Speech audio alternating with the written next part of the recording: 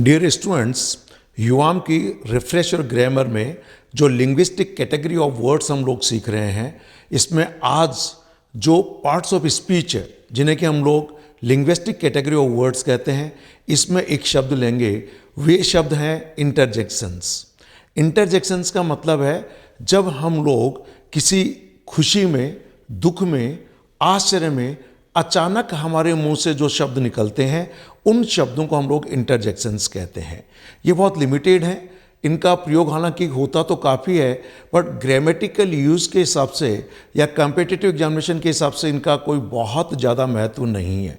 लेकिन सामान्य बातचीत में इस तरीके की जो सडन फीलिंग एक्सप्रेसिंग वर्ड्स हैं, यानी इंटरजेक्शन से मेरा तात्पर्य है सडन फीलिंग एक्सप्रेसिंग वर्ड्स, ऐसे वर्ड्स कि सडनली हम लोग किसी भावनाओं के कारण से, ये भावनाएं खुशी की हो सकती हैं, दुख की हो सकती हैं, आश्चर्य की हो सकती हैं, कुछ एक्साइटमेंट की हो सकती हैं, उनको लेकर जिन शब्दों का प्रयोग करते हैं उन्हें हम लोग इंटरजेक्शन कहते हैं। So interjections express a sudden feeling, emotion, excitement और सेंटिमेंट। सामान्यतया ये बहुत लिमिटेड वर्ड्स हैं, जैसे कि किसी खुशी, जॉय को एक्सप्रेस करने के लिए हम लोग हुर्रा, आहा या हा हा ऐसे शब्द बोल देते हैं। सरप्राइज, कोई आश्चर्य हुआ तो कहता है ना हे, ओ, व्हाट, ऐसे शब्दों का प्रयोग करते हैं। किसी की तारीफ, एप्रिशिएशन करने के लिए ब्रेव यानी बहुत अच्छा, चीयर्स, वाव या ऐसे शब्दों का। ग्रीफ, दुख अगर प्रकट करते हैं तो कहते हैं ना कि अलास, आउच, उप्स, ओ, ऐसे जो शब्द हैं ये इसी कैटेगरी के हैं। सिंपैथी में कहते हैं माय गुडनेस, ऐसा हम लोग यूज करते हैं। किसी को कोई एनकरेजमेंट, बढ़ावा देने के लिए जिन शब्दों का यूज करते हैं वे शब्द होते हैं वेल डन, यूरेका, वाव या। हालांकि ग्रामर पॉइंट ऑफ व्यू से या competitive examination point of view से इनका कोई बहुत ज़्यादा इनका महत्व नहीं है। सामान्यतः बोलचाल में या ग्रामर के, चूंकि हमें लिंग्विस्टिक कैटेगरी वो वर्ड्स में सभी तरीके के शब्दों को स्टडी करना था, जानकारी हासिल करनी थी, उसी कैटेगरी में आज हमने लिए इंटरजेक्शन। अब आप सभी स्टूडेंट्स बहुत डिटेल में ये पढ़ चुके हैं कि जब कभी भी हम कुछ बोलते हैं, लिखते हैं, तो हम कुछ शब्दों का प्रयोग करते हैं। ये मैं पहले भी कई बार कह चुका हूँ कि भले आपके पास कोई बहुत न्यू ब्रांड पावरफुल इंजन वाली कार है, पर अगर उस कार में अगर फ्यूल नहीं है तो आपकी वह कार, ये कहना चाहिए कि कुछ भी आगे, 1 इंच भी आगे नहीं बढ़ पाएगी, वहीं कहीं खड़ी रहेगी, बल्कि स्टार्ट ही नहीं होगी बिना फ्यूल के। ठीक ऐसे ही भले आपको सेंटेंस स्ट्रक्चर की नॉलेज है, भले आपको सारे ग्रामेटिकल रूल्स याद हैं, पर अगर आपके पास वर्ड्स नहीं है, और वर्ड्स नहीं है तो नेचुरली हम कुछ भी बोल नहीं पाएंगे, क्योंकि किसी भी भाषा का सबसे महत्वपूर्ण अंग है शब्दों का होना। वर्ड से हम अलग अलग तरीके की भावनाएं एक्सप्रेस करते हैं, व्यक्त करते हैं। इन शब्दों को उनके काम के हिसाब से अलग अलग नाम दे देते हैं, जिसे हमने कहा था कि linguistic category of words. Grammar point of view से आप लोगों ने इन्हें अभी तक पढ़ा है पार्ट्स ऑफ स्पीच। इसमें 4 कैटेगरी के वर्ड्स अनलिमिटेड हैं, सबसे ज़्यादा होते हैं। ये शब्द हैं noun, verbs, adjective and adverbs. Even adverbs भी अधिकांश शब्द एडजेक्टिव से बनते हैं। इनमें सर्वाधिक महत्वपूर्ण अगर कोई शब्द माने जाते हैं तो वे हैं वर्ब्स। बिना वर्ब्स के कोई भी सेंटेंस नहीं बन सकता। इसलिए कहा जाता है कि verb is a soul of a sentence.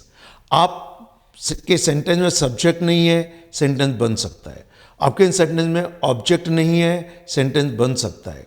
आपके सेंटेंस में एडजेक्टिव नहीं है, सेंटेंस बन सकता है। अगर आपके सेंटेंस में एडवर्बियल्स भी नहीं है तो सेंटेंस बन सकता है। लेकिन बिना वर्ब के कोई भी सेंटेंस नहीं बन सकता, ये आप मान के चलिए। और कहना चाहिए कि जो सबसे कहना चाहिए कि छोटा जो पॉसिबल सेंटेंस बनता है वह भी आप किसी को भी बोल दीजिए गो, तो यह भी एक तरीके से पूरा एक इंपरेटिव सेंटेंस है। जैसे आप यहां बैठे हैं, मैंने कहा गो, तो इस अकेले वर्ब गो से भी ये मान लीजिए अपने आप में सबसे छोटा सेंटेंस अभी तक का है, यूं मान लीजिए आप। अब जो 4 वर्ड्स के अलावा नेक्स्ट कैटेगरी में हमने देखा था कि नाउन्स की जगह पर जिन शब्दों का प्रयोग करते हैं वे प्रोनाउंस कहलाते हैं। साथ में प्रेपोजिशंस को सेंटेंस के इनलार्जमेंट के हिसाब से काफ़ी महत्वपूर्ण माना जाता है। इसके अलावा शब्दों को, फ्रेजेज को, क्लॉजेज को जोड़ने के लिए हमने कंजंक्शंस का इस्तेमाल किया था, वो भी आपने सीखा।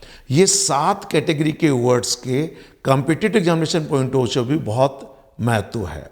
और एक कैटेगरी जो कि सबसे कम शब्द पाए जाते हैं, ये इंटरजेक्शंस हैं। ये सामान्यतः सडन फीलिंग एक्सप्रेसिंग वर्ड्स हैं। जब इन शब्दों को एक बहुत ही सिस्टेमेटिक ऑर्डर में हम लोग लिखें, एक प्रिसाइज वर्ड ऑर्डर में लिखें, तो ही ये शब्द अपना पूरा मीनिंग देते हैं। और अगर शब्दों को आप एक पर्टिकुलर ग्रामेटिकल रूल्स के आधार पर एक ऑर्डर में नहीं लिखें तो इन शब्दों का कोई महत्व नहीं होता, या कई बार जो कहना चाहते हैं उस अर्थ का अनर्थ हो जाता है, जो कि मैंने आपको सेंटेंस और जो रिफ्रेश और ग्रामर का जो पहला चैप्टर है उसमें इसके बारे में, इसके महत्व के बारे में मैंने आपको बहुत डिटेल में आपको समझाया है। मुझे आशा है कि अगर आप वाकई में प्रभावशाली अंग्रेजी भाषा लिखना बोलना सीखना चाहते हैं तो निश्चित रूप से जो भी वर्ड्स कैटेगरी हैं इनकी आपको पूरी नॉलेज होना चाहिए। साथ में जो इंग्लिश लैंग्वेज मेड इजी जो युवाम की बुक है, इसमें बिल्कुल बेसिक लेवल से लेकर एडवांस्ड लेवल तक के सेंटेंस स्ट्रक्चर्स दिए गए हैं, जिसके सभी चैप्टर्स को मैंने खुद ने पढ़ाते हुए एक वीडियो लेक्चर्स के रूप में तैयार किया है। आप उस बुक को डिटेल में स्टडी करें। इसके अलावा जो युवाम की useful vocabulary for great fluency, उस यूजफुल वोकैबुलरी में ऐसे 5000 वर्ड्स जो बोलचाल में सर्वाधिक प्रयोग होते हैं, और ये 5000 शब्द आपकी डे टू डे जो बोलचाल की आवश्यकता है उसके 90% ज़रूरत को पूरा कर देते हैं। इसलिए useful vocabulary for great fluency book, जिसमें कि सभी वर्ड्स को ग्रामेटिकल कैटेगराइजेशन के आधार पर सबसे पहले क्लासिफाइड वोकैबुलरी दी गई है, उसके बाद नाउन्स दिए गए हैं, फिर प्रोनाउन क्या है उनकी चर्चा है, फिर वर्ब्स के बारे में डिटेल और जो वर्ब्स बोलचाल में सबसे ज़्यादा प्रयोग की जाती हैं उनको समझाया गया है। देन विशेषता बताने वाले शब्द एडजेक्टिव्स को डिटेल में दिया गया है। उसके बाद एडवर्ब्स को उनके ग्रामेटिकल जो उनकी इंपॉर्टेंस है उसके आधार पर दिया गया है। साथ में जो फंक्शनल वर्ड्स हैं, फंक्शनल वर्ड से मेरा तात्पर्य है कई बार एक ही शब्द एडवर्ब का भी काम करता है, प्रेपोजिशन का भी काम करता है, तो कई बार वही शब्द कंजंक्शन का भी काम करता है, जिनको मैंने फंक्शनल वर्ड्स का नाम दिया है, जो कि प्रेपोजिशंस, इसके अलावा कुछ कंजंक्शंस और जो कहना चाहिए एडवर्ब्स का काम करते हैं, उनको एक अलग कैटेगरी में मैंने शब्दों को दिया है। तो ये वोकैबुलरी की बुक निश्चित रूप से आपके बोलचाल के शब्दों की जो आवश्यकता है उसकी पूर्ति करेगा। और साथ में एक छोटी सी बुकलेट जिसे हमने हिंदी में नाम दिया है अंग्रेजी बोलें फटाफट, उसमें डे टू डे लाइफ में अलग अलग सिचुएशन में बोले जाने वाले बोलचाल के सभी सेंटेंसेस दिए गए हैं। तो आपके इस कोर्स में ये 3 बुक्स अत्यंत आवश्यक हैं। पहली बुक है इंग्लिश लैंग्वेज मेड इजी, जो कि आपके सामने मैं यहाँ पर दिखा रहा हूँ, इसमें सभी सेंटेंस स्ट्रक्चर्स हैं। दूसरी बुक है useful vocabulary for great fluency, यानी धारा प्रवाह बोलने के लिए जिन वर्ड्स की आपको सीखने की ज़रूरत है वो यूजफुल वोकैबुलरी में दिए गए हैं, जिसमें कि लगभग 5000 वर्ड्स ग्रामेटिकल कैटेगराइजेशन के आधार पे हैं। और तीसरी बुक है जिसे हम लोग कहते हैं अंग्रेजी बोलें फटाफट। इसके अतिरिक्त अगर आप कुछ कॉम्पिटिटिव एग्जामिनेशंस की तैयारी कर रहे हैं तो इन 3 बुक्स के कोर्स के अलावा आपको जो युवाम की इंग्लिश ग्रामर बुक है, जिसमें कि कॉमन एरर से संबंधित, यह कहना चाहिए कि एडवांस्ड लेवल ग्रामेटिकल रूल्स हैं, जिनकी बहुत ही प्रैक्टिकल स्टडी हमने की है, किस तरीके से अंग्रेजी भाषा में डे टू डे लाइफ में हम गलतियां करते हैं और हम लोगों को पता ही नहीं चल पाता है, और किस तरीके से प्रतियोगी परीक्षाओं में उस कॉमन एरर्स, सेंटेंस इंप्रूवमेंट या कहना चाहिए कि cloze test fill in the blank में ग्रामर के आधार पर जो क्वेश्चंस पूछे जाते हैं वो सब हमारी जो युवाम की इंग्लिश ग्रामर है उसके आधार पर जो वीडियो लेक्चर्स तैयार किए गए हैं उसमें डिटेल में दिए गए हैं। तो ये पहला हमारा कोर्स है जिसमें पहले पार्ट में हम आपको इंग्लिश लैंग्वेज की सभी सेंटेंस स्ट्रक्चर्स की डिटेल में जानकारी देंगे और इसी का जो पार्ट सेकंड है उसके अंदर हम लोगों ने जो ग्रामेटिकल रूल्स हैं जो कि एडवांस्ड लेवल के माने जाते हैं उनको डिटेल में जानकारी दी है। आशा है ये सभी क्लासेस का आप फ़ायदा उठाएंगे और निश्चित रूप से अंग्रेजी भाषा का अच्छा ज्ञान आपके व्यक्तित्व को एक अलग पहचान देगा, आपके व्यक्तित्व की और आपके जीवन का यह एक अतिरिक्त गुण होगा जिसके कारण से आपको समाज में, आपको अपने जो आपके मित्र मंडली है, जो आपका फ्रेंड सर्किल है, जो आपका सोशल सर्किल है, रिलेटिव्स हैं, जो आपका ऑफिशियल जो आपके कुलीग्स हैं, जहां आप कार्यालय में या कोई बिजनेस अगर आप करते हैं तो आपको अंग्रेजी भाषा का यह अच्छा ज्ञान निश्चित रूप से उस भीड़ से अलग एक पहचान देगा और आप अलग एक अच्छा सम्मान का अनुभव वहाँ पर करेंगे।